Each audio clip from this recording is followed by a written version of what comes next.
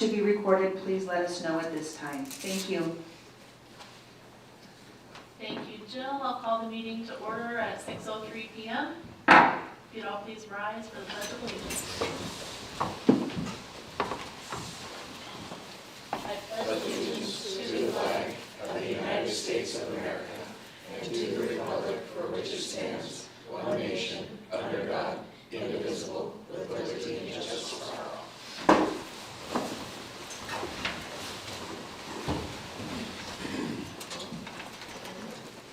Thank you. So we'll begin tonight with board recognition. And we'll start tonight. If I could please have Jenny Montgomery to the podium.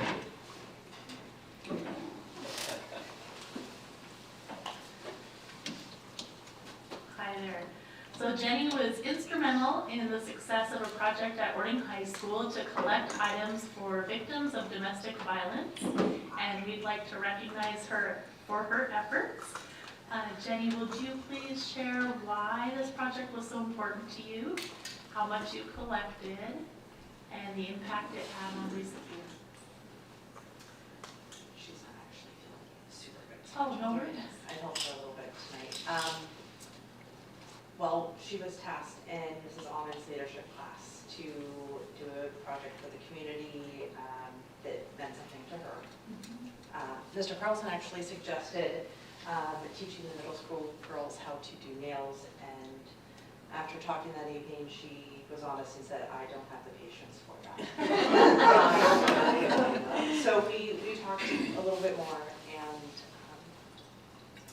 she wanted to help women like me and her sisters who had been through it.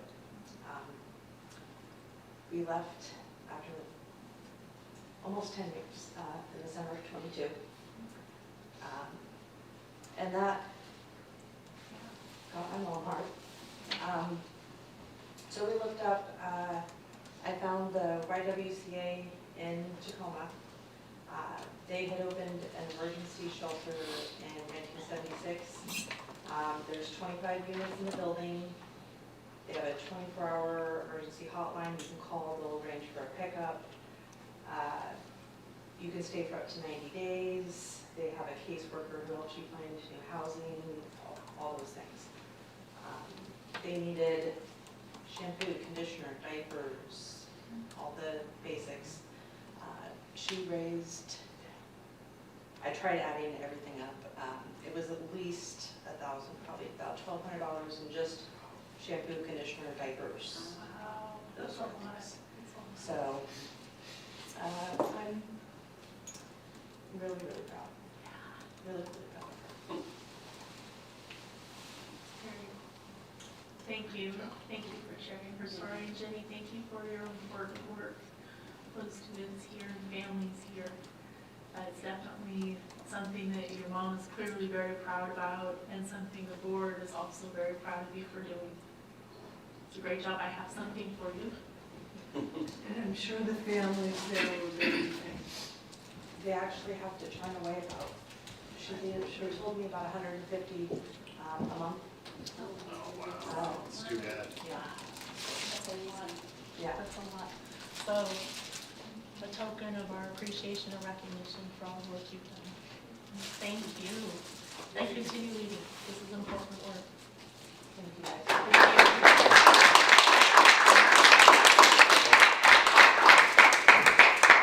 Jenny, would you mind doing a photo with our board of directors? Is that okay? Mom, do you want to join as well?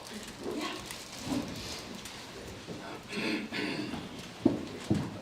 is our wall of awesomeness. Yes.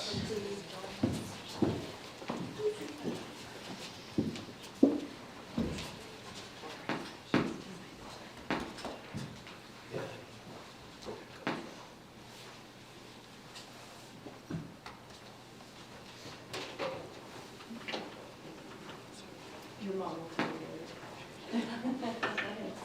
Yeah, gotta squeeze, gotta squeeze. Yeah. Oh, you're all turn this way. Yeah. Okay, ready? All right, 1, 2, 3. Okay. Thank you guys. Thank you so much. Thank you. Good job. Congratulations. We're gonna get into business, so exit the stage right. Like you did, you can stay the whole thing if you want to, you're always invited. As much as I'd love to hear you talk. I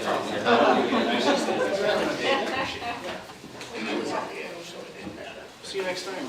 All right. Keep doing what you do. I will. Thank you. Thank you so much for coming. Thank you. Have our signs still up. Thank you.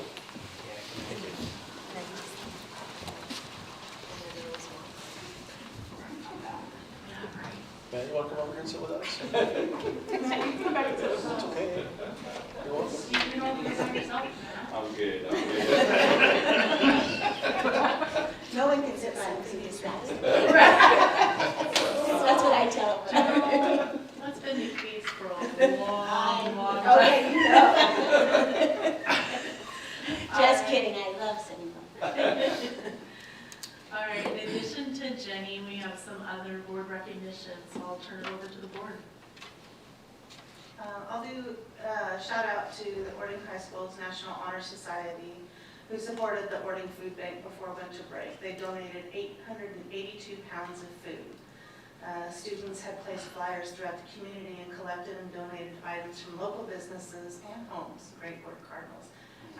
I would also just like to add to that, that one of the things I love the most about our schools and our students is the community involvement that they have. They're constantly giving back in one way or another to the community that surrounds them. And it just, it leaves me a proud board member and boarding resident. And the girls' wrestling team, high school wrestling team, made history by taking a first in a tournament. And they're not really, they've only been, how long have they been a team together? Just a couple Couple years, years. maybe. Couple of years? We've Yeah. had girl wrestlers, But but not, not a yeah. team. So they took first place in the tournament, that's awesome. I'm going to say a shout out to the bowling team. They've been doing really good. Great job. Took second place in our league. So, you know, that's awesome. I know this is kind of new that they're getting going, Yeah. but I think a lot of people are enjoying it and having a good time. So it's awesome to see it. I'm going to give a shout out for Principal Luke, and I love the pictures of him, great pictures of him and his day in office. He did all the normal principal duties. He got to meet with our superintendent, and that must have been a really fun day for the kids to see one of their own as the principal. Good. And just a shout out to Miss Pillow's class who celebrated National Fourth Grade Day. I didn't know that. It was in existence, but they had snacks and balloons and party hats, and I saw the photos on Facebook. It was super cute. So I'm glad they had a lot of fun celebrating that. Being a fourth grader is a big deal, so. Just deserve the ask Nora. recognition. Yeah, Nora knows. Great, thanks, Ward. Anything else? Okay, all right. Next item on our agenda is community and staff comments, and it doesn't look like anybody has submitted comments.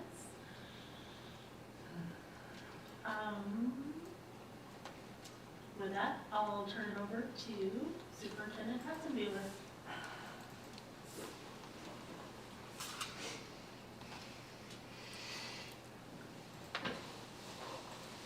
Thanks, Jill, for getting us up and running. Board, what I wanted to start with is we have a very important town hall coming up next week. That'll be a community's opportunity to hear from you and from myself and see to Director Carlson over there, and we'll discuss highlights about what is in the bond in 2024, and what's new, what's different, what's changed, and we want to make sure that you all are prepared. So from our conversation at the board work session, here's what I have a draft for. Director Madigan, we have you talking about community-led process, and each of these slides, we're thinking about a minute if we can, just to share. So in the draft that I sent with you, I put some possible talking points, reminding people that the original bond and the second bond was the genesis out of a large process. We spent 1.5 years working with our community in that regard. Talking about the actual survey, Director Kinsler, we have you talking about that, reminding people, you might talk about how we ran a couple of attempts and a majority approved, but even though a majority approved, we have to get to a super majority. And just remind them some of the things that we did to try to solicit additional input after that community-led process. So I have a few talking points here in this draft for you. Director Tracy, we were thinking to move from there to what are the talking points and what are really the focal points of this bond? What are we trying to accomplish? And so I put some things that are directly from that survey that our community told us, 339 respondents. Concerns they talked about were addressing overcrowding, improving safety, health, security, focusing on career technical education. So I have those talking points for you and some just recommendations in that draft slideshow.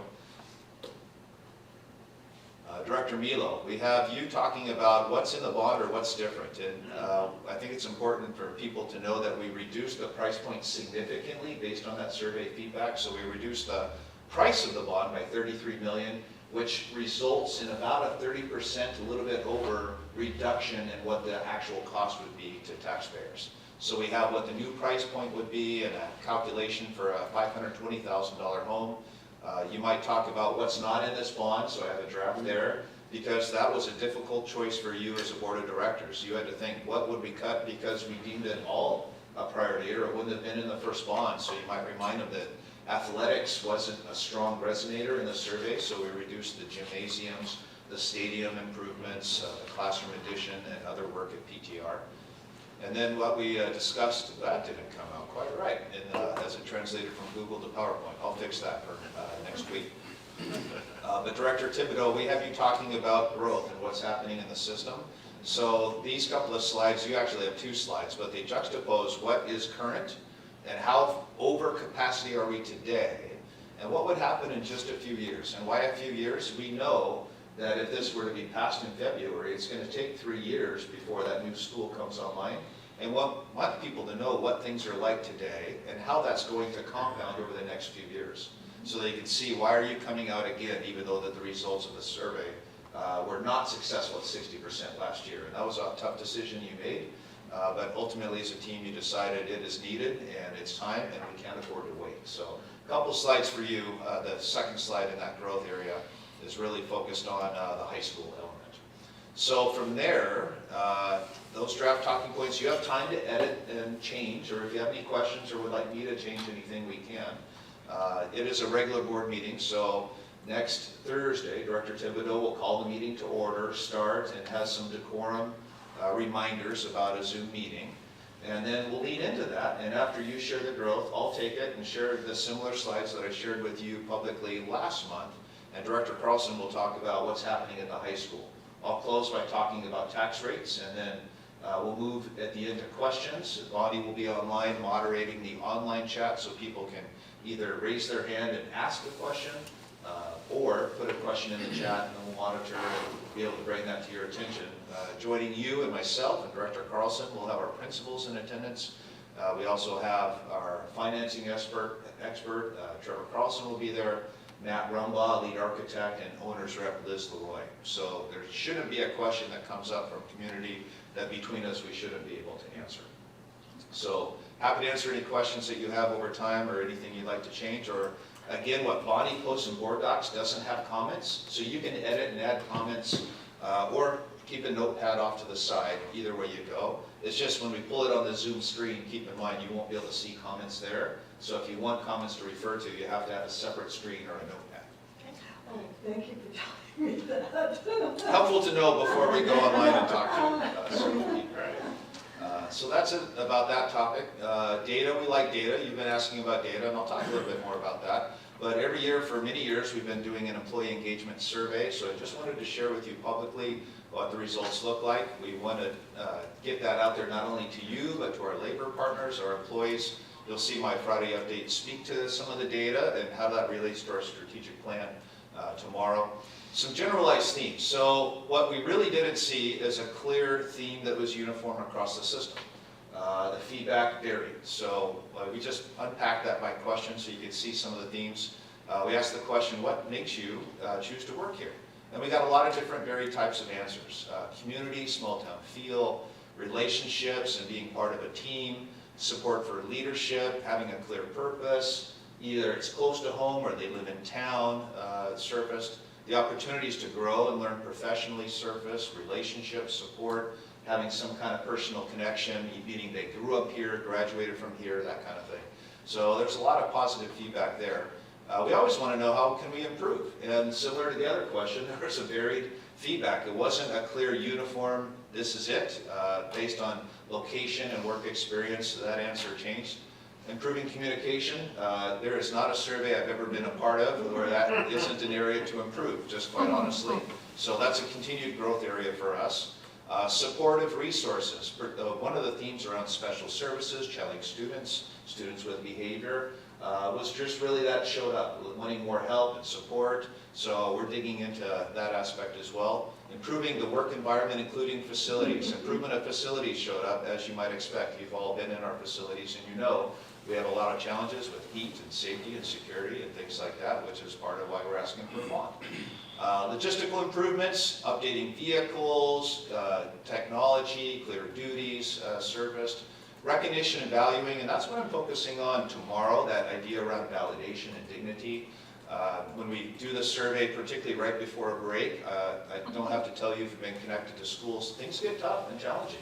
Stresses increase, and that increases the workload and increases our stress as employees, and that surfaced. And I think there's proactive steps we can do to improve on that. Improving community involvement and collaboration with colleagues showed up, which is, we love that. We definitely have, you as a team have set that as an aspirational goal, and there's a longing for that in our workforce as well. Like the other two questions, a lot of varied improvement on what's one thing that we didn't ask that you really want us to know. We love that idea of a flexible question in case there's something out there that we didn't ask. And you saw quite a wide variety too, similar themes to the other two questions. And one of the next steps that we're going to take, working with our directors, our cabinet, our principals, we unpack this data and we set goals. And so we've mined it from what I shared with you systemically. And how does that vary by site and certificated and classified staff? So as a team, we're taking those next steps of unpacking the data and setting smaller goals to work to improve. But for me, I felt like I would tackle systemically that idea around validation, the dignity element. We definitely want to make sure we improve on people feeling valued and supported. And part of your recognition tonight, what we do at board work sessions, how you give that positive feedback, all of that goes a long way to helping people feel valued and supported. Levy rate, we did revise our 2024 collection based on the change in assessed valuation. I just wanted to bring that publicly to you. If you remember, when voters approve a levy, they approve amounts, not rates. The rate we try to figure out and calculate what's happening using current market analysis and the best we can guess to see what's assessed valuation going to do. The reason it was $1.72 in 2023 is because assessed valuation grew rapidly. It grew 24%. We didn't guess that it would grow that fast. So it was a little bit less. If you remember when we ran the levy, we estimated it would be $1.88. This year, most people's assessed valuation shrunk. Why it didn't for us overall is because we had over $200 million worth of new growth coming into the system. So that new growth actually increased our assessed valuation. So I wanted you to see what our total assessed valuation is, $3.45 billion, what the levy rate is doing. So we'll be about $1.89. We anticipate $1.88. We wouldn't have guessed assessed valuation was shrinking this year. But we're pretty close, within a penny of what we told taxpayers. So far, our math is pretty good. Good job. Thumbs up to you, Marcy. I wanted to share some good news. We have been reviewed our accreditation, and Oregon High School received several accommodations. We have outside people that have been superintendents, been principals in education. They come in and they talk to Principal Fries, Principal Carlson, and Michelle Marquez, and ask them a bunch of questions about what are you doing, and how are you tracking, how are you monitoring, and some of the pieces of positive feedback that they were commended on is really accessing student voice. The committee was really impressed with how they're accessing student voice, the structures, routines they're doing, and the fact they had a value for that. Principal Fries, during his school improvement plan, talked about the push-in model for special education, how they're trying to push people into regular math classes and support there. And for the first time in years and years, students are passing the state assessment as a result. I know we talked to you about that in December, and that was a commendation. The way the high school team is analyzing data, monitoring progress was also a commendation. The one area recommended to improve is the same area we've all been wrestling with, and how do we get more families involved in the learning outcome, the goal setting, the reflection, and make sure their voice is at the table. So they gave some feedback to the high school team in that regard, which is the same question many of us have been trying to work with as well. So things we're asking, the committee is noticing as well. That's a value. We just got to figure out how do we do that. In December, at the end of the meeting, we talked about data and goals and kind of just what do we look at as a system and what's the board role in that? What are directors and principals' roles? So I just wanted to speak for a couple of minutes just to make some purposeful connections with an ask. You as a team have set 4 prioritized goals, and we went to 4 this year from 5 the previous couple of years. And those goals are focusing on academic growth, community connection and partnership, whole child and student support.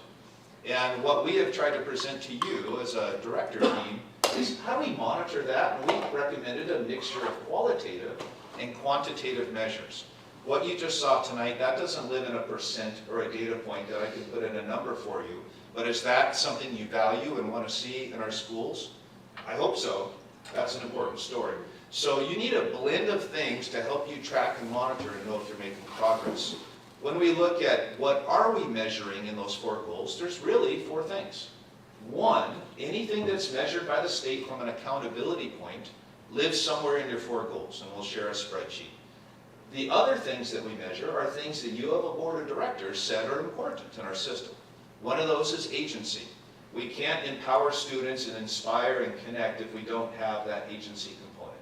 So we try to put the name agency to that.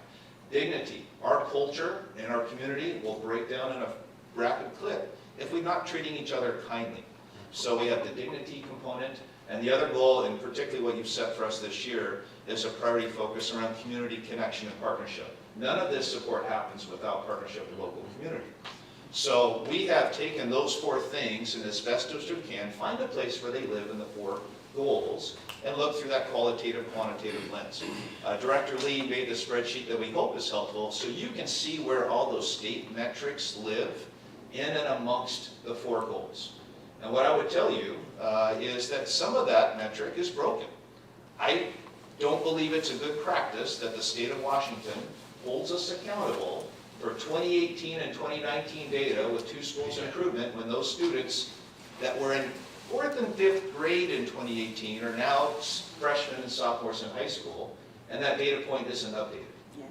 So some of these measures we can't give you because we can't calculate the state student growth percentile metric.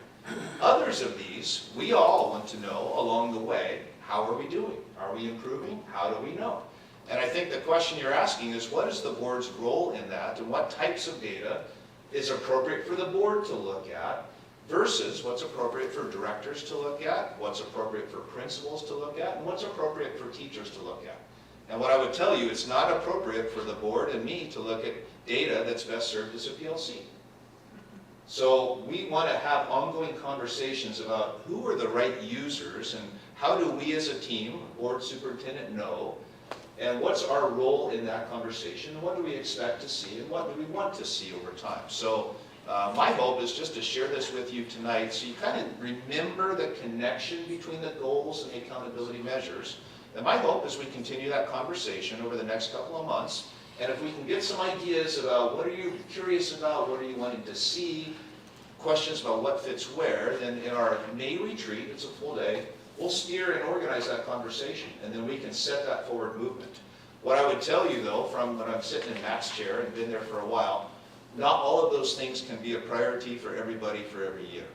And what we've shared with you in December is how our principals from May to August analyzed, unpacked, charted out what are celebrations and what's really working versus who is our school not working for? Where do we have marginalized populations? Who's in the gap? Why do we think so? And what our leaders presented for you in December is their best analysis of the massive amount of data to present to you what is most important this year and why. So the relationship of the school improvement plan is their work to synthesize that, to present to you, here's what we believe is most important, here's why. Now, January, you heard a board work session from Kevin. He can't give you an update yet, and did he reach his goals? It's January, and none of these folks will be able to do that either. But I do think the relevancy of the question is, well, how do you know what's working, what's not? How do we help support? What are we looking for? You know, all those are great questions. So I just wanted to share this with you now so that we can keep that conversation going. Hopefully you see the connection, and then we want to steer that May conversation in a way that will align to your interest, and then we can move forward in a uniform way next year with tighter agreements about what are we going to look at, why, and what's our role in that versus the difference between directors or principals or teachers. But we have all of those elements embedded in that plan, because if we don't have the right people focused on the right things, you're not going to get there. But you can also overanalyze and not get there at the same time. So just some high-level updates for you. The last things, these are really cool. Tomorrow, Director Lee, as part of his doctorate program, will share just sound bites from the Orting School District of what's working in the world of agency and dignity. And we went out, he worked with Miss Brittany Piner, and they collected stories and quotes and examples of where these elements live and try to put some name and language to that. And I think that's one of our roles with strategic work. We have to make it accessible, we have to make sure people understand, and celebrate it and point it out when we see it. So I just wanted to include some elements around agency and dignity, along with some faces, some names, a sentence and a story that help to connect those dots. I thought that was really cool work, and I'm really excited for him to share on the platform up at UW here tomorrow and make sure everybody knows the great work that's happening here. So just a few examples for you, and again, focusing on the idea around validation and tackling culture. That's going to be a point tomorrow that we'll try to nudge. Not only because of the employee engagement survey, but man, you can't tell people how much they're valued enough. You just got to keep doing it. So that concludes my report. Happy to answer any questions you may have. I just have just a few questions. One is, when we do the survey, the employee survey, and we see the blue, the one that they're not satisfied with, do we have an idea of where that comes from, or is that just generalized? Both. We have an idea where it's come from. We don't put the department if our response size is too small, because we don't want individual people to be potentially identified. Okay. But we do mine it by school and department, so we know, and we have that conversation with labor. We don't put that out I just wanted systemically. to see if we could, you knew where you had to. We get pretty close. Okay. Okay. And then it just seems like we really have to figure out some other ways to get the community involved, because it seems like it's all over the place. It's a threat. Yeah, so. Do we have comments like we've had in the past from that? Yes, all of those are the generalizations. We receive the actual itemized comments. So what I shared with you are themes that surfaced. I didn't share the hundreds of individual comments that came.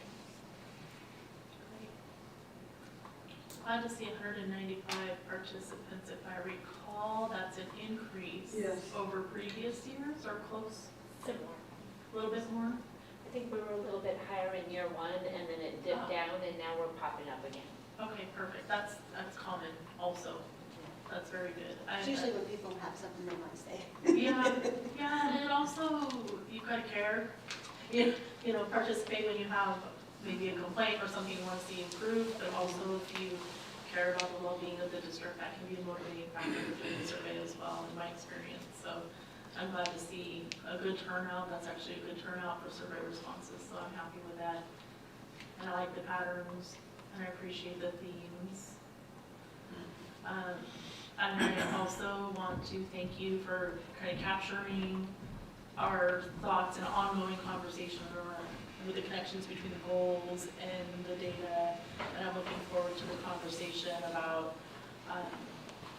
what's the right data. Like, you know, we want assurance and accountability that everyone at all levels, whether it's board or administration or teachers, that we're all looking at the right data within our role and sphere of influence. So thank you for capturing that and including that in the report.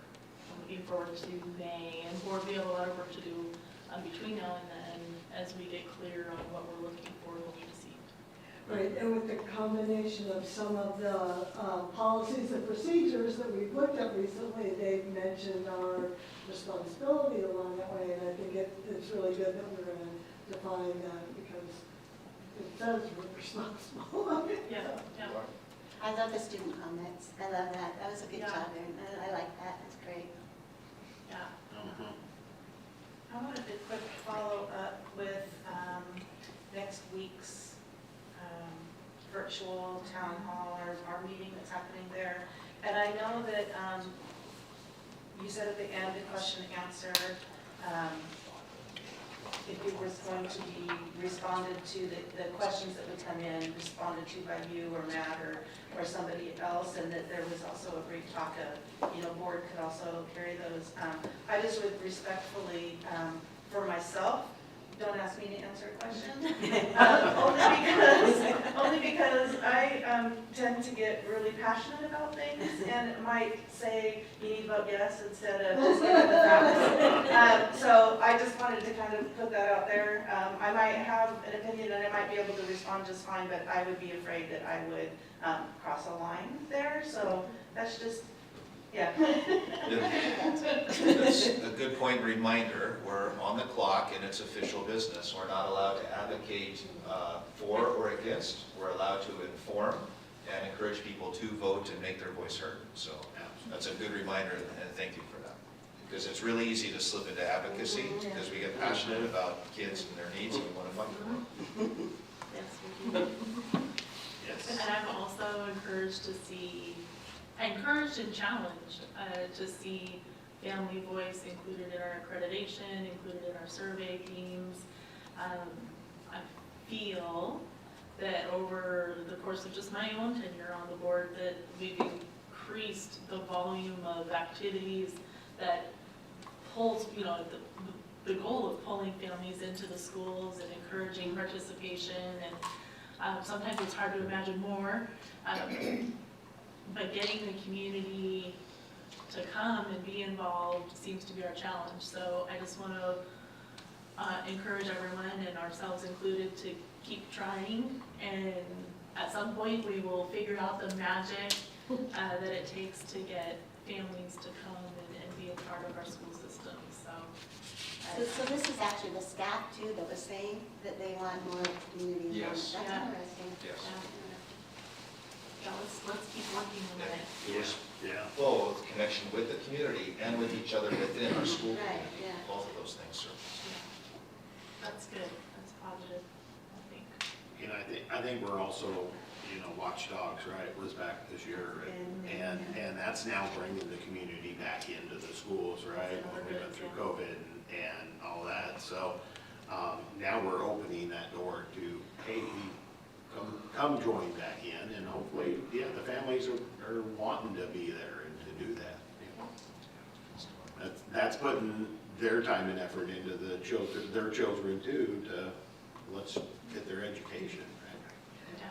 I think it would also be a challenge to each building to have things for parents or people to do. Because when people come in as a parent, or they want to do something, they don't want to just stand there and not know what to do. So like maybe coming up with different lists of things, parent volunteers of what they can do when they get there would be helpful in bringing more people in.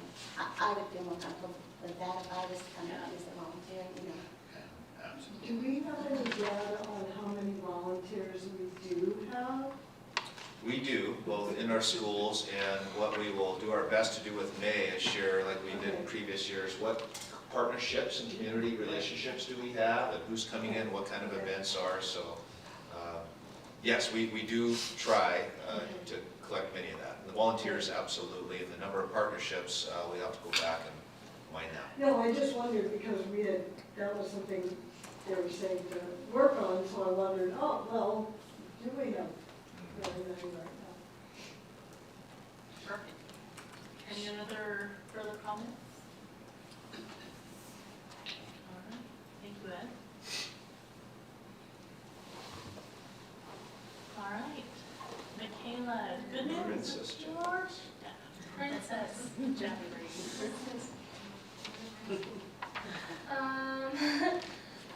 A lot of the stuff that I have written down pad is on my computer. That is not with me right now. But, also a lot of things that are going on are stuff that you guys have already mentioned, especially the bowling team and getting second, and our girls wrestling team, who's doing amazing. And on top of that, boys wrestling is having their senior and girls wrestling. They're having their senior night tonight. Trying to like things off the top of my head, but it's not coming through right now. That's pretty bad. Yeah, I'm really tired. Did the pigs and cows survive the Yeah, cold weather? They're living, that's for sure. I see them every day. Okay, Beautiful view out in Solomon's River. good, good. And we're missing Jaden tonight, but hope he's doing okay. Michaela, I wanted to ask you if there's any conversation or what the students think about the bond, or has it been quiet? It's not necessarily been quiet. I think we've heard it more. I think when Mr. Hatzenbuhr came in and talked to my political science class, I got them talking a little bit more about it. I think at younger levels, like freshmen and sophomores and stuff like that, I think it doesn't really cross their minds as much. I think that if you're in a class that is talking more about voting, like civics and that kind of stuff, they do kind of get into like, hey, you're going to be voting on this, like what do you want to see out of it? But I also think from like a student perspective that doesn't fully understand like what it's doing for them, especially seniors that are leaving and it's not having any effect on them, really. I think they kind of just see it more as something they don't really even care about, or it's like why care if I'm not going to be there to see the effects of it, which kind of sucks. But I know that like for my class personally, like that's a lot of the comments that we get about it is like why are we talking about it? It's stupid, it's boring, that kind of thing. And I think it's just because we're not going to see the effects of it, and it's hard to like get kids to like really get involved in something that they're never going to see. Especially if they don't have like younger siblings or that kind of stuff that are going through the high school or the elementary schools or anything like that. It's hard to see those kind of effects. And I think in the brain of a 17, 18, 16-year-old kid, it's kind of hard to like understand that sometimes you have to step out of your own personal bubble and like see what the reality is. So I think on that level, they're kind of just, if they do recognize that it's happening, it's more of a why care.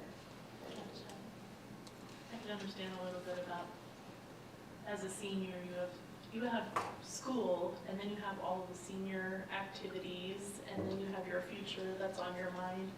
I would imagine the bond is kind of hard to find on that list of priorities.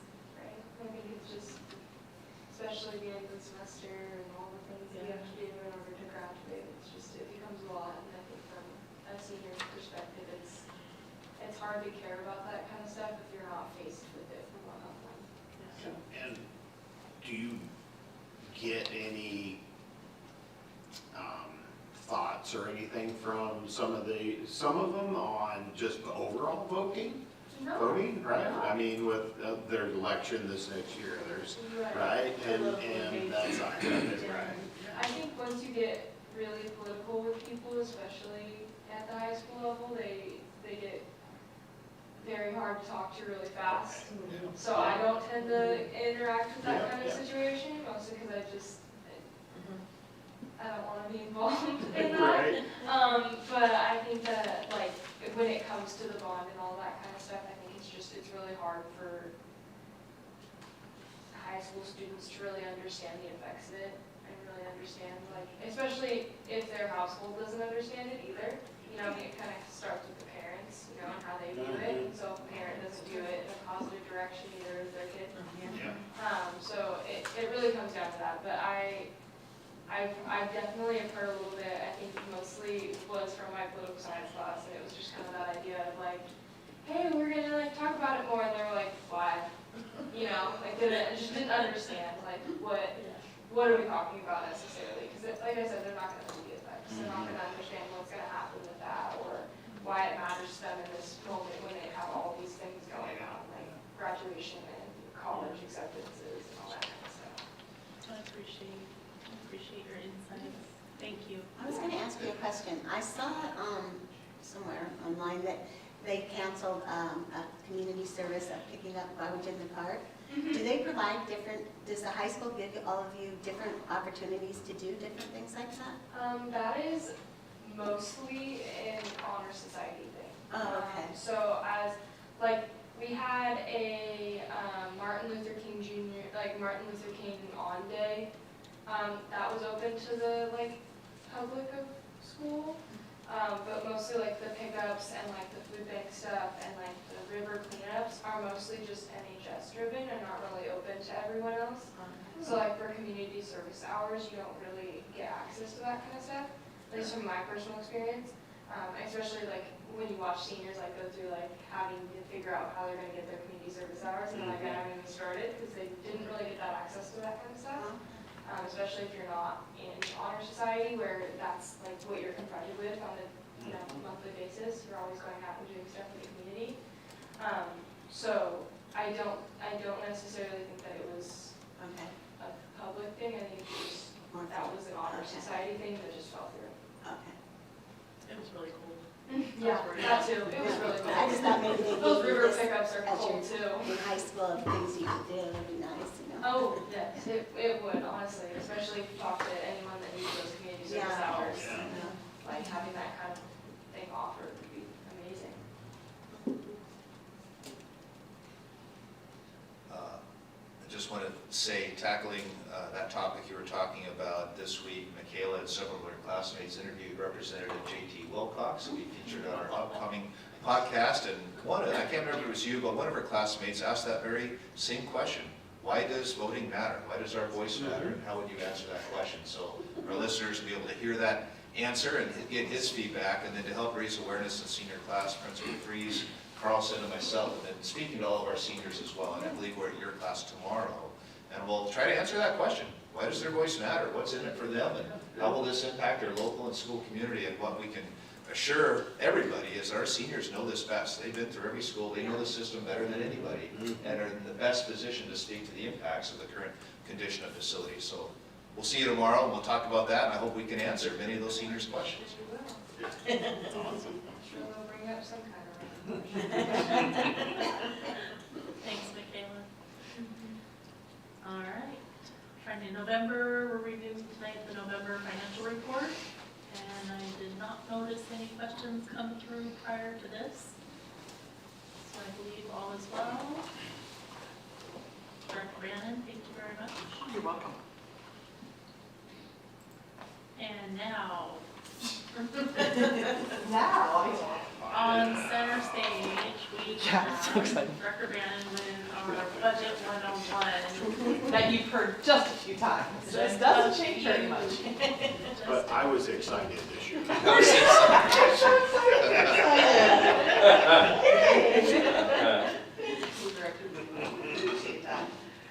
Okay, so 101. Doesn't change much, honestly. I added a slide this year. I did. Yeah, it was very exciting. Okay, so what is a budget? A budget is our planning document for the Wait a next year. second, before we joke about hearing this again, I just want to underscore how important it is that Yes. we do this, Absolutely. because every time we do, there's one more thing that clicks in my mind. School budgets are complex compared to your home budget with your family, and even compared to some corporate financials.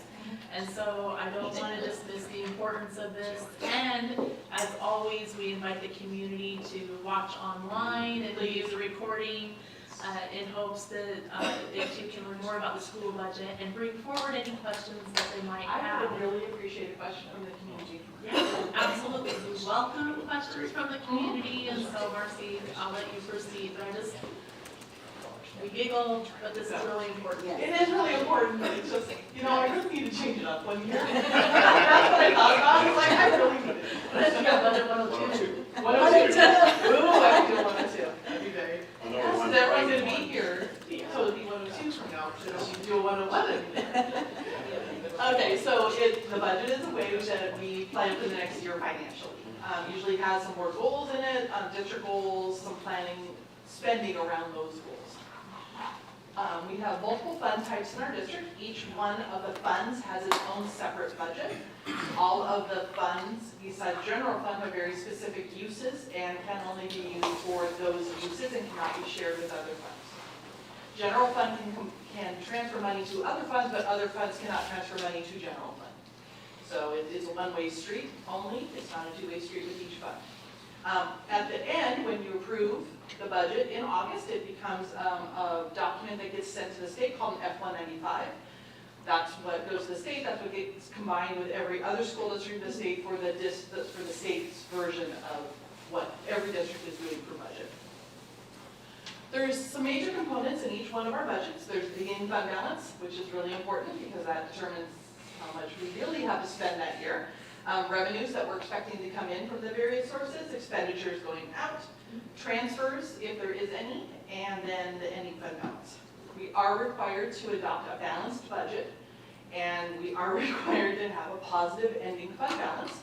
If we were not to have an ending fund balance that was positive, we would need to be making some major changes, and as you guys have heard, of the districts that possibly don't have the positive ending fund balance.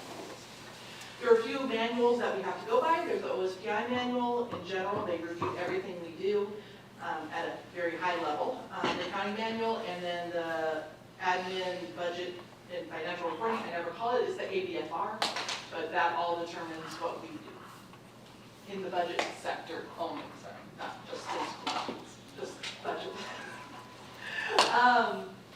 We have different parts of our fund balance. We have the non-spendable, that's our inventory and prepaid items at the end of the year. We have restricted, and that section is things that are legally required to be in that budget, that part of our budget. They can't be spent on other things, they're legally required. Committed is a limitation placed on the usage of the money by the school board. We don't have anything really in committed. Assigned is set aside for a specific purpose, and then unassigned can be used for any purpose. The minimum fund balance set by the board is 5%, and that 5% this year is just under $2.3 million. We like to have more than that in our ending fund balance because if you, page about 16 of each one of my financial reports has the line of where 2.3 million is, and we don't want to dip below that because then we will not feel warm and fuzzy when it's coming to due payday every month. So we want to keep above that, and we definitely don't want to end at the minimum fund balance. We really want to be around 8 to 10% at the end of the year of our fund balance. We don't want to be at 5. So, and that's of expenditures, the percentage of yearly expenditures. Revenues. We get revenues from various sources. State is mostly it's apportionment. That is the biggest chunk and over 60% of our budget. That is the biggest part we get is from apportionment, which is driven by our students. That's how we get apportionment. More students, more apportionment, less students, less apportionment. We get local revenue, which is from taxes, our levy, fines and fees, food service, that kind of thing. Federal funds, which is Title I, SPED, I'm going blank on our federal ones, Title I, II, III, and IV. I should know that one, we just finished that yesterday. And then other is just some other things that we get that don't fall into one of those categories. Like I said, the majority of the money comes through the state process, through student, and the student enrollment determines how much money, how many positions we get through the prototypical funding model, the prototypical student to teacher or IT or custodial ratios. They're all determined by the students first. And then the number of positions we get, the state assigns a value, a salary to each one of those positions, and that's how we get money.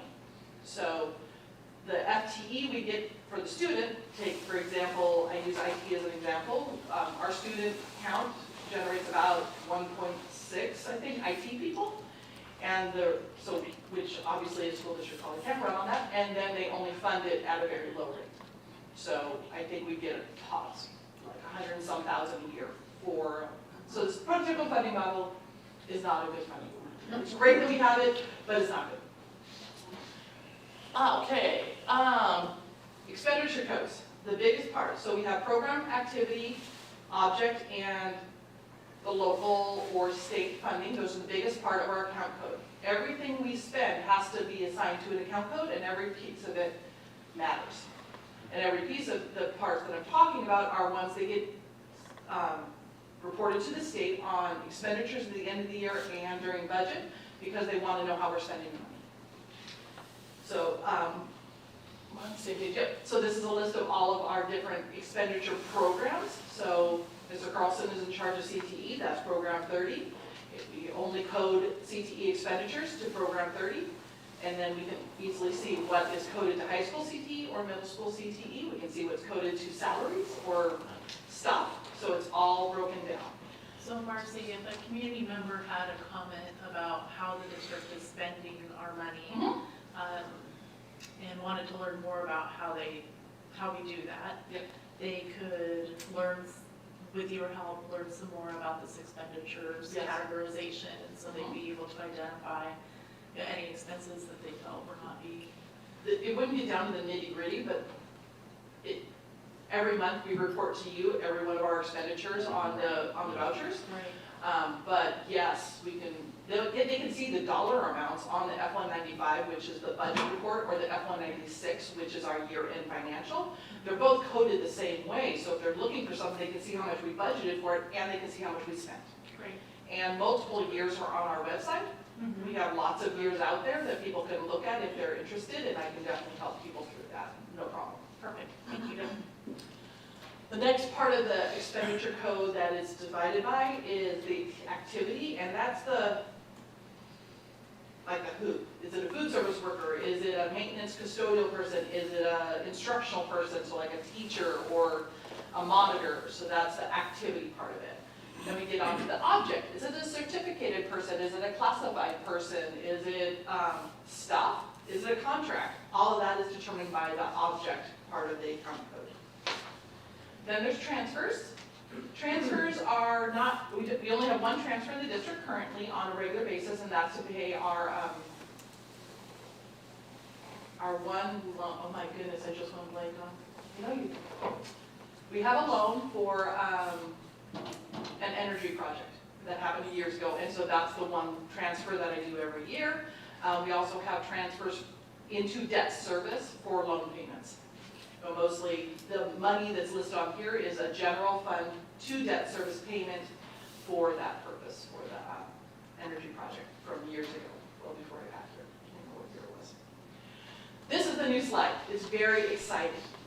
This is, I wanted to try to stick to my quick and fast until there's questions. Cash flow. I thought we could talk about cash flow. Cash flow in a school district is really important. We have times of the year where we don't have as much money as others. If, same page 16 on my financial report, it tells you what the worst months of the school district year are. And those are March and definitely June. June is the worst, March is bad. We get most of our money from the state in apportionment. We get it in July and August. The state has, as they've been balancing budgets over the year, have been moving more and more money into their next biennium, which starts on July 1st, which is the end of our school year. So we have to pay everyone monthly, of course, because they earn their salaries. However, we don't get the money the same way from the state. And they have a schedule. So thought I'd give you a shot of the schedule of what percentage of apportionment, which is 60% of our revenue, how it comes in. And 22.5% comes in after our school year is over. So cash flow is really important because we have to have a good enough starting fund balance to be able to handle not getting most of our money until July or August. Levy is 13.51% of our salary, of our revenue, and that comes in October and November and April and May. We don't get that evenly throughout the year. We get it when everyone makes their tax payments. The other way we get money is grants. Grants are always paid the month after after we claim them. So we spend it in September, we claim it, and we get it at the end of October. We have to front pay a lot of things. So this is just letting you know, cash flow is not just an in and out. We have to wait for money to come in, but we still need to have the money set aside to be able to pay people, mostly salaries and stuff. really helpful. Thank you. Yes, that's something we've talked about. I mean, I have a slide on my, but I've never explained the slide. Yeah. I have to watch, part of my job is to watch where we are, to talk to Ed about, okay, where are we going to be? This is our ending fund balance. How are we looking in March and June? Mostly June. June is the scary month.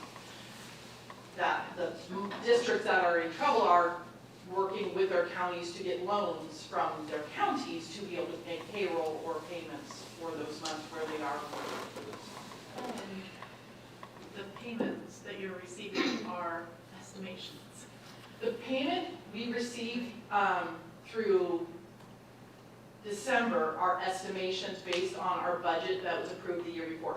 Starting January, we start getting apportionment based on our current average students reported through that month.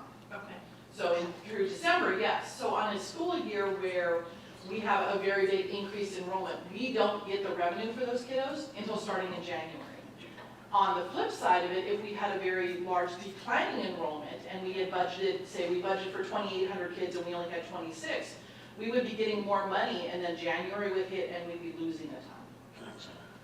So you don't want either scenario. You want to try to budget enrollment as close as you can to actual. Some increases, decreases are good, but you don't want big turnarounds. Thank you. Yeah, sure.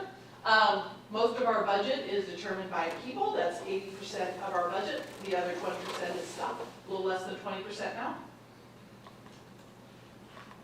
Budget 101. Do you have any questions? A quick one. Yes, please ask. When it comes to the dollars that the district receives from property taxes. Yep. Those people that are, however they pay, if they pay their full property tax bill in April, does the district get that whole Yes. property? Oh, so the state doesn't withhold any of it? Okay, okay.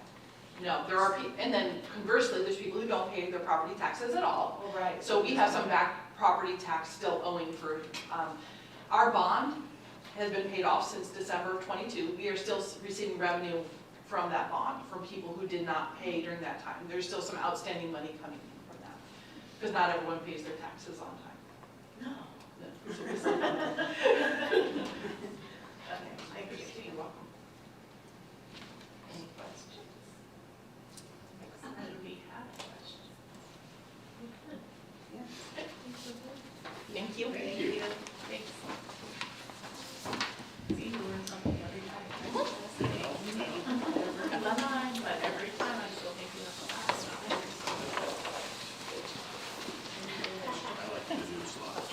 Yeah, so why?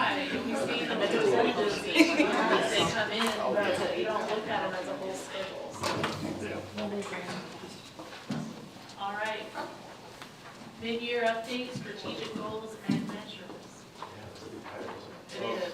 You know what I'd love to do is just say, well, Ed said it all. And, did a really good job. So our job tonight is to really sort of add to that, provide some clarity to that. Not that it wasn't clear,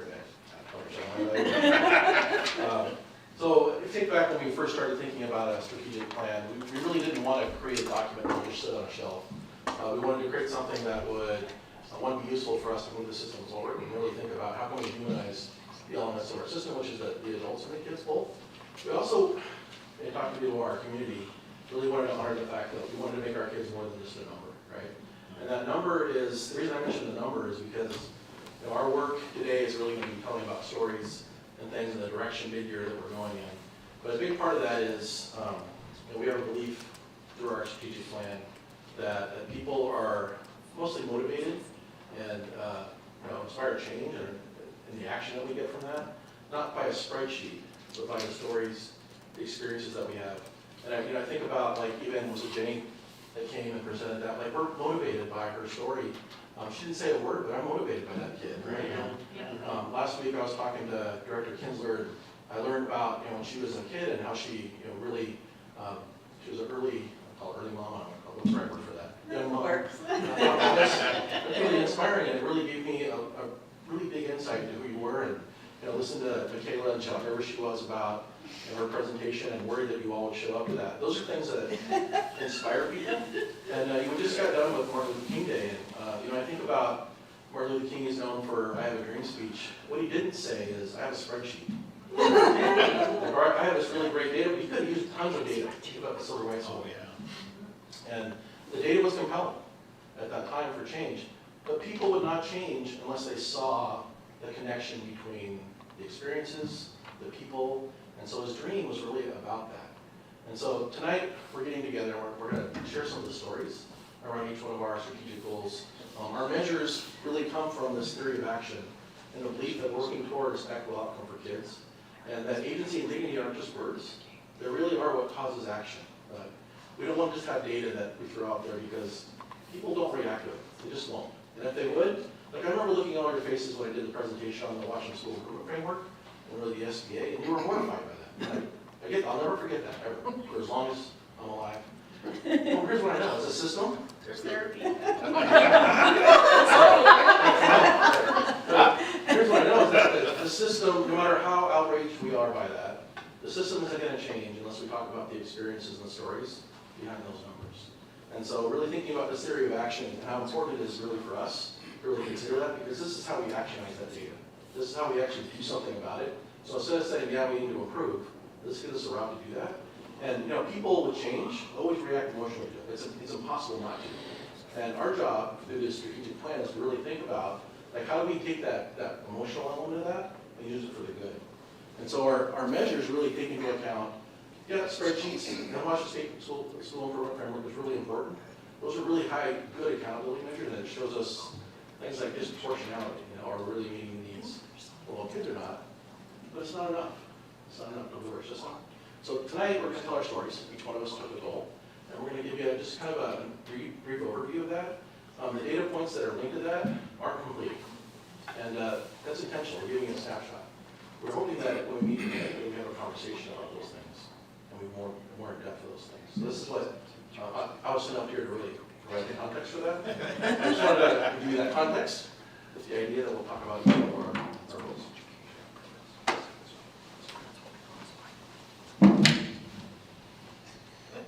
When we talk about, did I set my timer?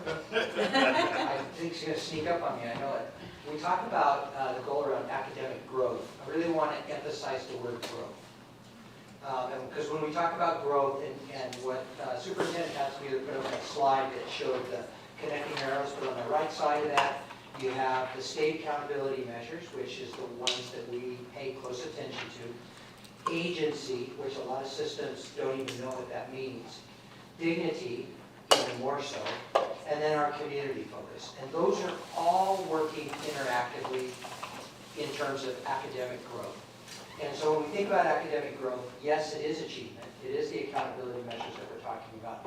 But for us, it's also, and maybe even for some of us more importantly, around agency. How are we engaging kids in their education and in their learning?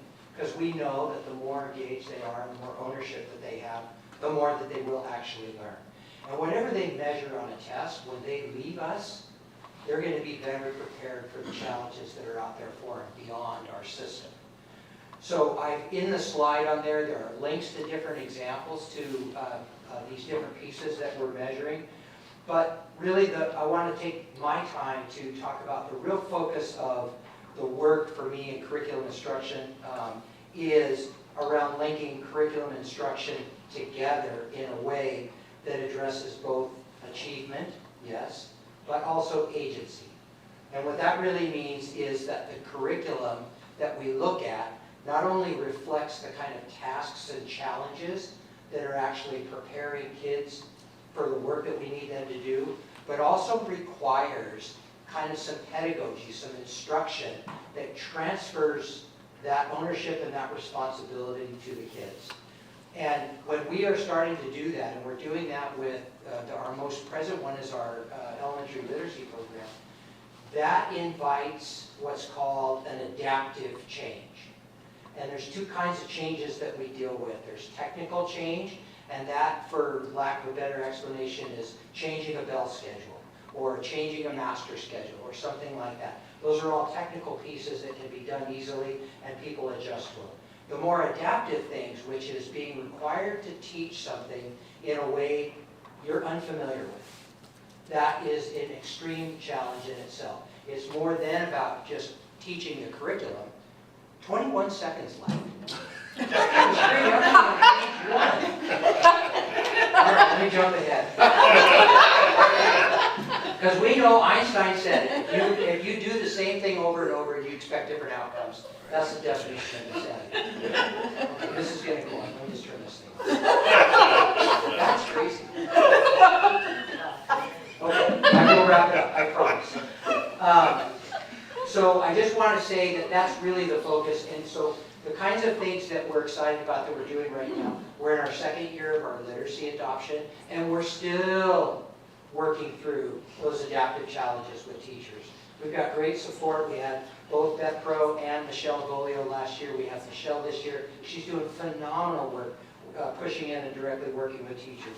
We've got math work, adoption work happening in elementary, middle, and high school. And for the middle school, it's a year-long field test that they're doing. We've got some training coming up for them. That will be their 5th and 6th day of training that they'll be having for that. We are going to be embarking on a 612 science work with Denise Thompson, who's going to help cast a vision for what it means to really teach phenomenon-based science, not just kind of traditional the way that we've done it. The math curriculum, I'll just briefly go back that for a second. When we are doing illustrative math at the middle school, and I think I've mentioned this to you guys before, it's flipped upside down. The traditional way of teaching is, I do, we do, you do. So the teacher shows it, they practice it together as a group, and then the kids get their homework. Illustrative math flips that on its head. They actually start the kids with something that they may not know anything about and have them explore it. Then they have the conversation, and then the teachers zero in on it. Very, very different from what people are used to. We also have some project-based social studies work that's happening at the middle school. And then you'll hear from Matthew William Carlson in just a little bit on CTE. So all of these represent different contents and different grade levels, but with a singular focus on growth. And particularly not just academics, but in agency as well. So we're pretty excited about that work. And with my 6 minutes, I will retire. I have to say one thing. I am now sold on the elementary curriculum. My granddaughter, The literacy one? yes, my granddaughter, when she came back from COVID, was 2 grade levels below, and this year she passed the state, the Common Core. So it was like, and she's been using it the entire time. Yeah. Well, I know one of the things that we're challenging is we're actually using middle school books, for example, at the 5th grade. And the rigor level that has gone up, and you heard Kevin talk about this at the OMS presentation about math grades that are actually dropping, which is a good thing, because they were elevated beyond what the rigor we were asking. Yes. So you're seeing that rigor level come up and some of those adjustments in there. Okay, now it's 8 minutes of your time. 8 minutes. Appreciate it, Catherine. We'll see if they work. Well, I wanted to share a little, have we gone forward? No. I want to share a little bit with you about community partnerships and connection. And we know that not only is that one of our 4 primary goals, but it's incredibly important to you as a board to connect our school district with our community as we move forward on behalf of kids. Knowing that when we talk about community connections, partnerships, that it really is the conduit of providing opportunities for kids so that they can continue to grow in their agency, and it really is such an important piece of that as well. I want to share some examples of what we've been doing with regard to community partnership and parent engagement, etc. And I know you had some of those links, but I want to show a little bit about that. One of the things that we started doing this year, and this is not a secret to you, is that we started doing podcasts, but that's a way that we can really draw in the community. We've now put forth 3 podcasts, including the introduction, one about principles, and then one about food drive. And that was a food drive that, as a second element, that we did through PTR, where our students decided to bring that forward, not only as an activity at their school that brought them together and created a bond, but also moving that so that they could to the local food bank in Orton.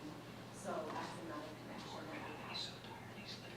There is a link in this particular slide. It's on the first bullet, second line, it's resources, and it's broken. I apologize for that. It wasn't broken when we put it in there, but I want to tell you what it is, and we can correct that for you.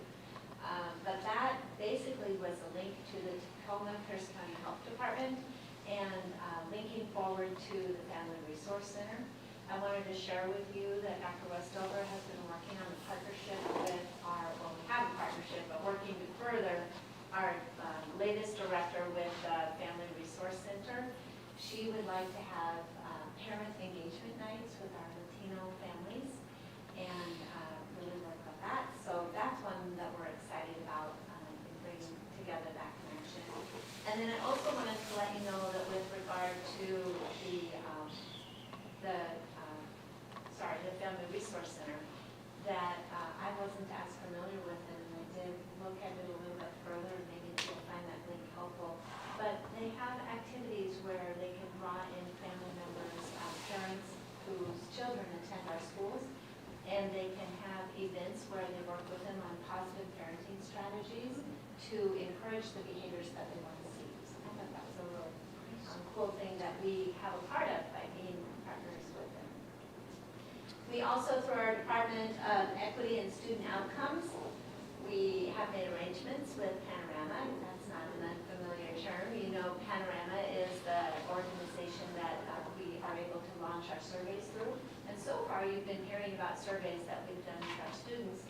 Well, Director Lee has now made it possible so that we can launch a survey this spring with our parents, so we can get some additional data and try to close those gaps with regard to what we find out between families and the school. Also, wanted to speak about our community partnership where OES, our elementary school, has launched our docent and our watchdogs. Director Milo mentioned that earlier. Our watchdogs I asked today, and we've had over 20 watchdogs sign up. And right now they're just launching with about one per week, but they're going to continue to roll that forward. I think next week doesn't have one assigned, but their goal is to have at least one a week and to increase that. So I wanted to make sure you know about that. Someone asked whether how many volunteers. I wish I would have grabbed the exact number, but I know it's over 300, which is a decrease from what we were pre-COVID, but we're working back up in that. And currently, Director Bannon and I are working with our ESD to enhance our volunteer program so that we can then kind of do a relaunch and encourage people to participate in that. And I am all the time. The timer does not work. But anyway, the last two things that I wanted to share is we, at the middle school, they have student-led conferences that, again, is giving our students an opportunity for agency, but also partnering with their parents to be able to give them a fair output of what they've been doing. And then you've got some dual credit mentioned on the slide. But wanted to we've got the college and the high school, which by its title kind of makes sense that it's happening on our school campuses, whereas Running Start, which is also a good program, is on campus. Those are some of the great things that we're doing with regard to community. I have a quick question. Does each school have a person that's responsible for sharing the resources? I mean, like, if you're a teacher and you know this family is in need, is there an assigned person at each school? And I know that you work with the family support, but I wondered who at each school helps. Dr. Westover may have more information on that, but my assumption is that it's through the counseling. Okay, that was my guess, but I just wanted to check. Okay. Okay, and next is. Yeah, I'll try to make up some time, how's that? Yeah, All right. I was just 30 seconds over when I turned off the I'm phone. not going to time it, so we'll go through it. So, you know, my colleague sitting right behind me with Mr. Carlson, sorry, point me out. Well, over a decade ago, I was doing his job. I remember a lot of the debates we had together because he'd come on Mondays and Monday mornings when he would talk. And we've talked a lot about, like, what's our job as educators? Well, I think that I learned from Mr. Carlson sorry, I'm gonna put you on the spot again, is that we become stewards of really the life skills that kids have or don't have, right? And so I think it's too easy for us to just write off and say, we're really just about academic learning. The whole child really is thinking about how do we guide kids, students, scholars, right? About through that process, that's how we humanize the work that's out there. So we think about how do you measure that along the way? Well, a big part of that is, do we give opportunities for students to lead things? Do they have the opportunity to be themselves and show up at school in ways that make them whole, right? Now, what schools do, and I've been in schools for a long time, is we make kids invisible a lot of times. And that data that we collect on a lot of things makes them invisible by the fact that we don't really see them as individuals and really think about the stories that they bring and the gifts that they bring to us every day. Like, we tend to treat kids as they're broken. Like, we show up and we got fixed, right? When we talk about the whole child, our job literally is to get out of their way. And so we talk about the measures that are out there. Well, the measures out there really are, how often do we see them talking, right? What's their voice look like? How many times do they lead things? How do we get things like evidence to really look at how often we involve them in the process, right? It's really easy for us not to do that because adults, we think of ourselves as the experts. And, we're hired as experts. But I gotta tell you, the more we talk with kids, the better off we are. So the measures that we have really are to elevate those things. There's a lot of, links that are there that show pictures of kids this year really leading things, doing the work of not just the learning, but really the community involvement, the connection that's out there. And so those are the measures. That's a really quick and dirty sort of overview of what that is. But I think we know old children when we see them, and we know when we don't, right? So I think our job is to how do we structure a system so that we don't make them visible? And those are the measures that we have. So I'm going to give you time for that. That's impressive. That's why we like you so much. He didn't breathe. That was pretty good. Hi, everybody. So I am going to talk a little bit about student support systems. Our student support system measures should inform whether students are receiving equitable access to strong core instruction that is resulting in academic growth and growth in their own agency, as well as maintaining their integrity. The data that we've determined as a team that measures that includes our exclusionary data, discipline data that was included in these slides. And as we shared that with you, currently, as you look at it, we are still seeing some trends in disproportionality for the data for boys in discipline, as well as students who identify as African American or Black. We also shared some other measures with you regarding intervention. So you see our elementary teams are monitoring growth in literacy using our newly adopted Berkborn's curriculum. So there were those measures there that were shared. And they're making decisions about how students are accessing tiered interventions using that data.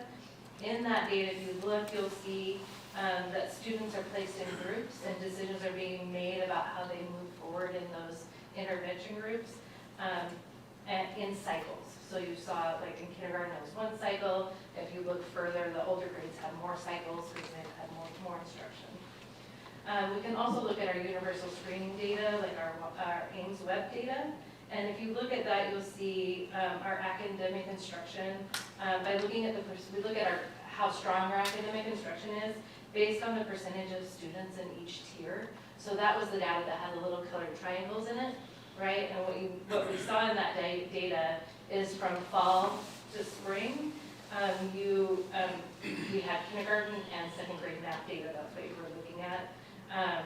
We saw that there was growth in the percentage of students who are in green, right? So we want to see that over time, more of our students don't need extra tiered support and interventions, but they're staying in that green level. So if you take a look at that math data, it's just one example where we see that our intervention systems are working as students are needing less and less support as the year goes on. We also have qualitative measures that we shared with you, kind of just a sampling of where we are right now.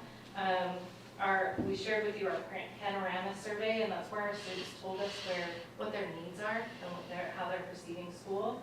That data was also shared with the building teams to kind of inform next steps. That was that very qualitative trends data that you saw. In addition, we shared the risk factor data developed by our school teams, and that's showing progress, how our school teams are monitoring progress with students. And you could see there that the data shows a low percentage of students in those high-risk groups.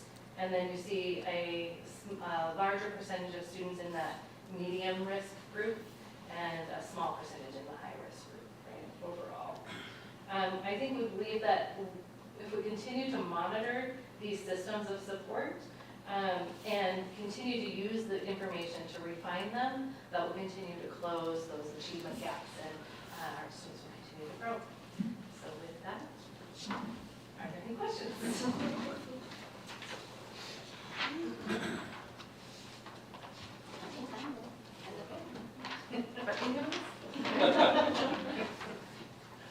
I will just say, real quickly for myself, because I don't live daily in this education system, I come here, I do a lot of homework, don't get me wrong, but I come here twice a month typically and get these bits of information.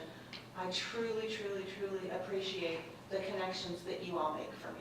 Because there's things that you say over here that I don't get until way down there. And so when you can bring me back and draw the connection, the highlighter, the neon sign, whatever you want to call it, I truly, truly appreciate it. And verbally, you all do that very well. It's also very nice to have these documents and the links that are supported in there. It's fabulous. And I also want to say that there was a time when I was growing up where children were to be seen and not heard. And every time you talk about student voice, I'm reminded, my, how times have changed. And I like where we are. I like that students, we want to hear their voice more than our own, and that they're the ones that will drive the future. And so we're doing the right things here, and I want to thank you. That's awesome.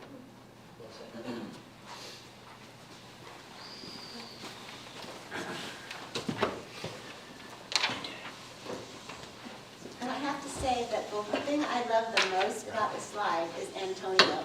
Because when you can take someone from a family that has not had someone graduate and go through Virginia high school like that, not, and have him graduating, because I didn't see that very often, before. So that is such an, I love that. He's like and you can be under 3 much we have to say anything. Like actually the sweet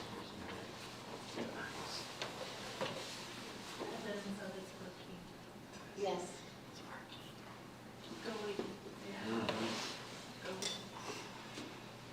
Thank you, that was helpful. The next item on our agenda is theft-sensitive assets.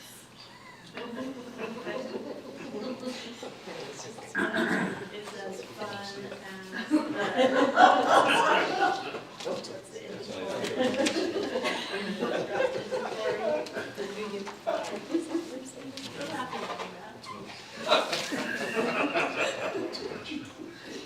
I'm not a theft sensitive asset.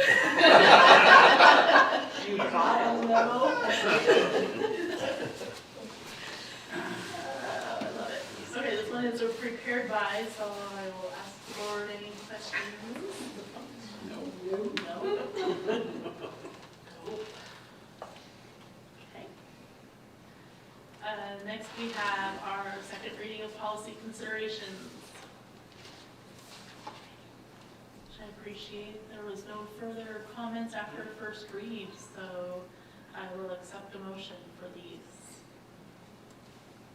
Motion to approve second reading of policy considerations.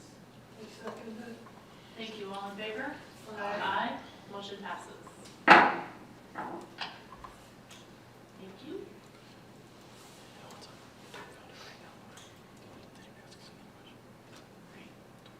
And then, moving on to our consent agenda. There's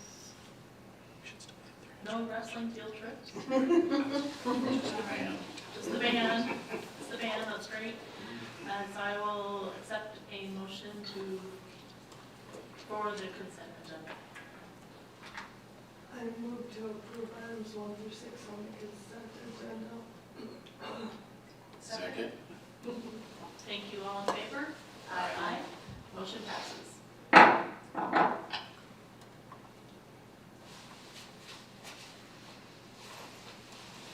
right. And at this time, we'll talk about career and technical education. So I'll invite Matt and Steve. Oh, I yield the time.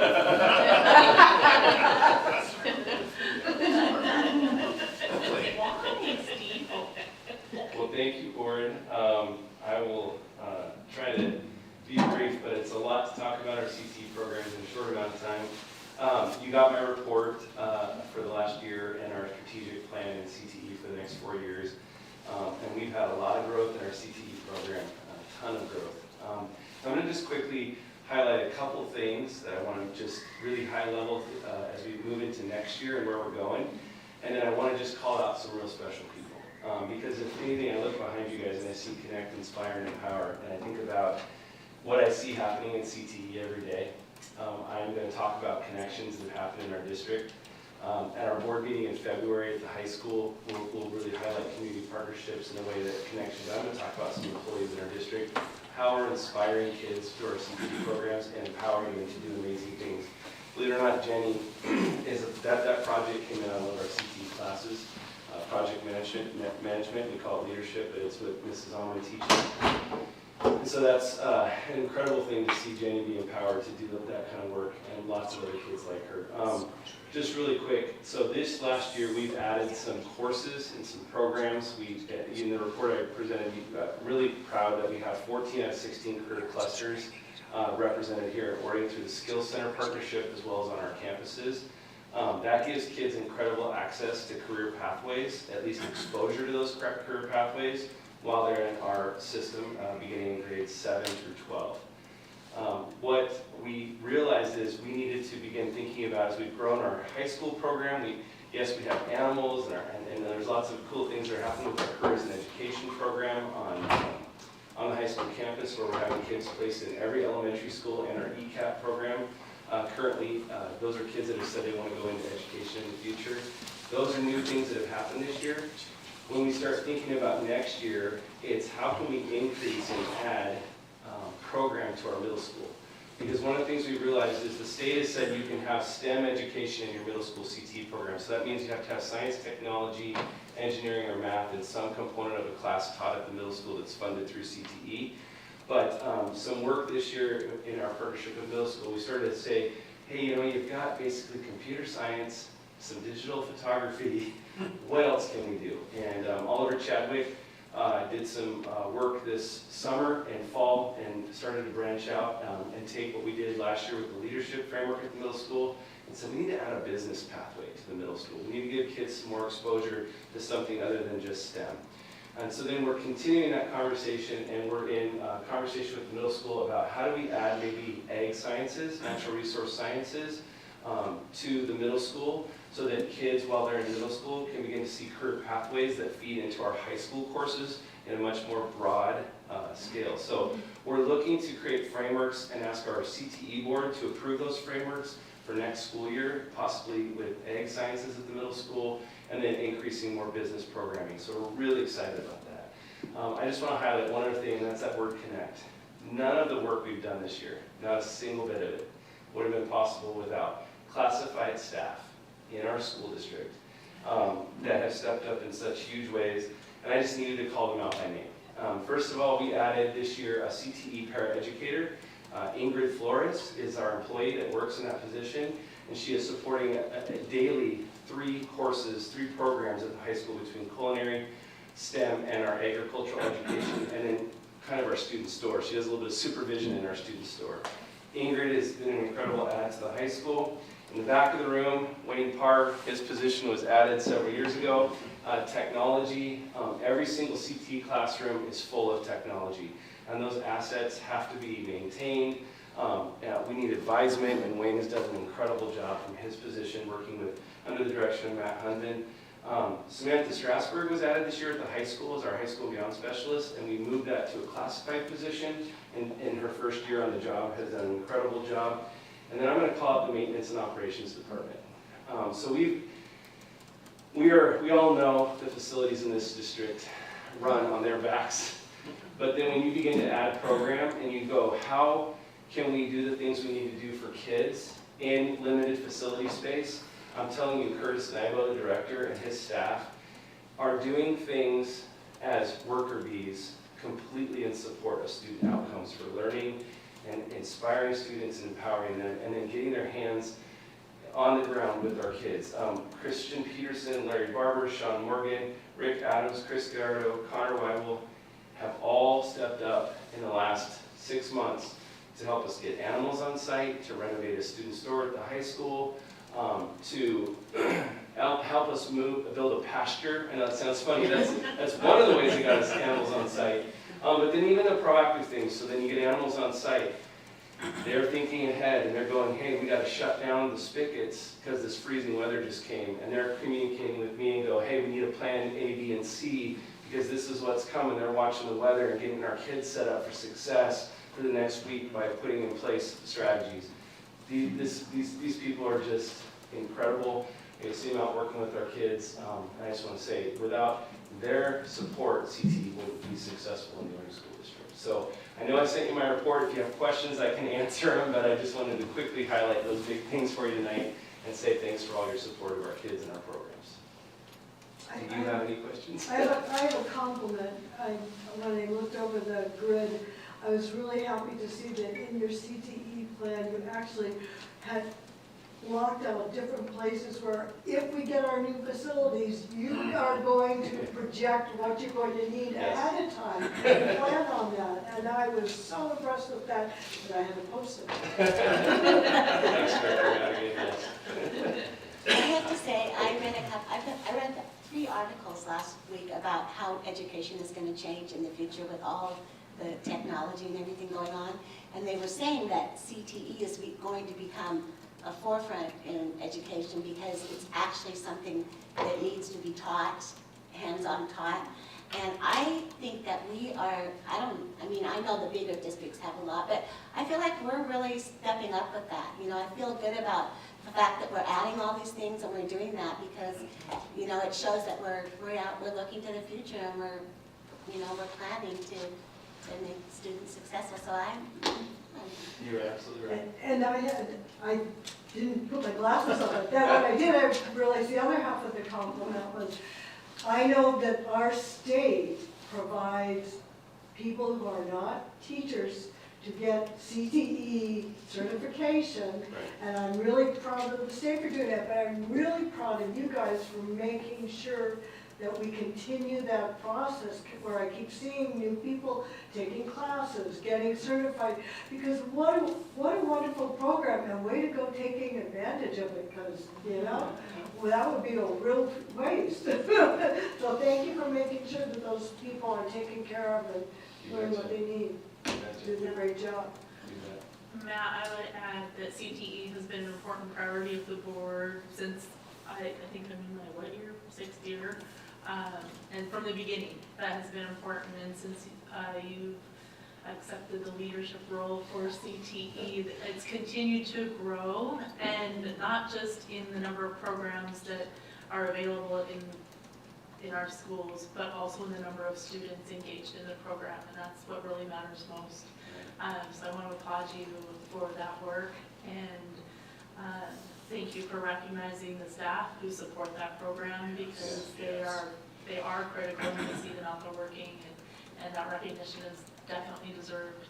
And then also I spent the weekend with family who, I have multiple family members involved in education, and as I was bragging about our CTE programs, my sister lives in Seattle, and she's like, our high schools don't have anything like that, and they were in awe that a district of our size can pull off the things that we do for students, and that our future with the facilities in place, and as the programs continue to grow, that we can continue to expand that.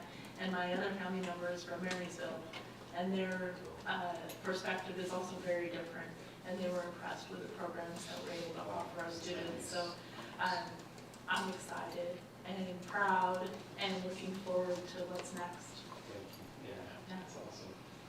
Yeah, a lot of those reasons we can do that is frankly because we have teachers that are willing Yes. to stick their neck out and get conditionally certified in something, because we twisted their arm and said, we need this for kids.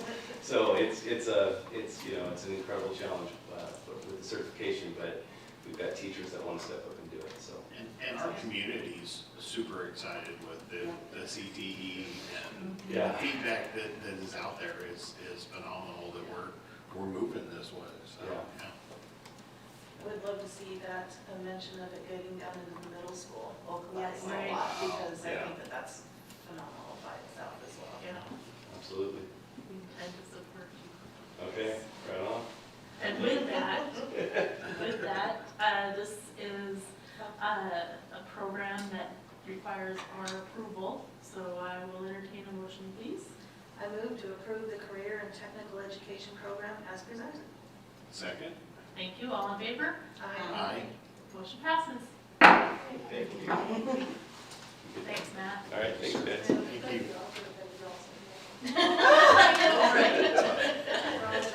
Yes. That would be, I'm retired soon, sorry to our goals. This is the mutual accountability part. Awkward, I'm not sure is the right word. Executive session. All right. At this time, the board will